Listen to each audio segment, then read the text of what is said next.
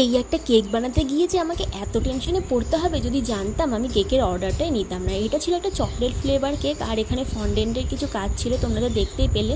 থিমটা ছিল ব্যাট বলের ওপরে। এই কেকটা অর্ডার নেওয়ার পর থেকে আমার তো টেনশানে শেষই নেই। তার কারণ হচ্ছে প্রথমবার আমি করতে যাচ্ছি ফন্ডেন্টের কাজ। এর আগে কখনো ফন্ডেন্টের কাজ করিনি, আর আমার তো এমনিতেই মনে অনেক টেনশন হচ্ছিল। কিন্তু এই কেকটা বানাতে গিয়ে আমি অনেক কিছু শিখতে পেরেছি, অনেক কিছু নষ্টও করেছি, অনেক কিছু আবার শিখেওছি। তো এই কেকটা সবটুকু তোমাদের সঙ্গে শেয়ার করব। প্রথমেই দেখো, যেহেতু এটা একটা কাস্টমাইজড কেক ছিল, তার জন্য আমি আর নতুন করে চকলেট ক্রিম বানাইনি। এখানে গানাশ দিয়ে দিয়েছি আর চকলেট কুচি দিয়ে দিয়েছি অনেকটা করে পরিমাণে।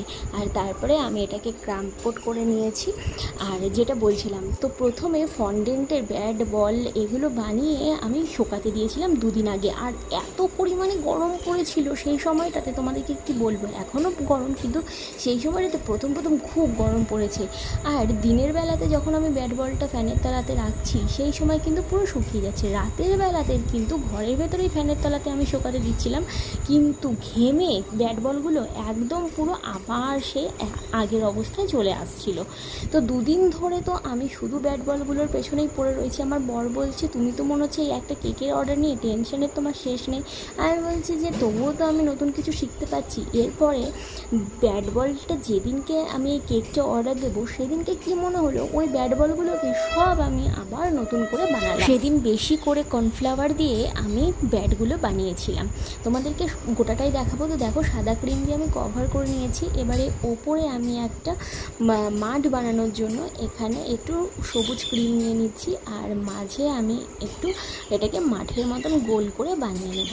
আর ফন্ডেন্ট তো তোমরা জানোই যে কেকের ওপর লাগিয়ে সেটাকে ফ্রিজে রাখা যায় না। ফন্ডেন্ট লাগিয়েই সঙ্গে সঙ্গে হচ্ছে কেকটা কেটে ফেলতে হয় 1/2 ঘন্টা থেকে 1 ঘন্টার মধ্যে। আর যেহেতু ক্রিমটা জল আর ফন্ডেন্টটা চিনি, তো জল আর চিনি সংস্পর্শে এলে তো গলবেই।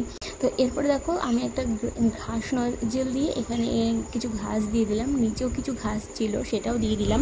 আমি হোয়াইট চকলেটের লাল কালার মিশিয়ে চেষ্টাও করেছিলাম যে ব্যাটটাকে, তারপরে হচ্ছে বলটাকে যদি কোট করা যায় হোয়াইট চকলেটের সঙ্গে সাদা কালার মিশিয়ে, যদি হচ্ছে উইকেটগুলোকে করা যায় কভার, তাহলে হয়তো অনেক ভালো থাকবে। কিন্তু আমি সাকসেস হইনি ওই বিষয়টাতে। প্রথমে হোয়াইট চকলেট দিয়ে নামটা লিখতে চেয়েছিলাম, কিন্তু খুব গলে যাচ্ছিলো। তারপর আমি এখানে ডার্ক চকলেট দিয়ে লিখে নিয়েছি। এই ব্যাটগুলো প্রথমে বানিয়েছিলাম, আর এই ব্যাটটা দেখো পরে বানিয়েছি। কত হার্ড হয়েছে তোমরা তো আওয়াজ শুনেই বুঝতে পারছো।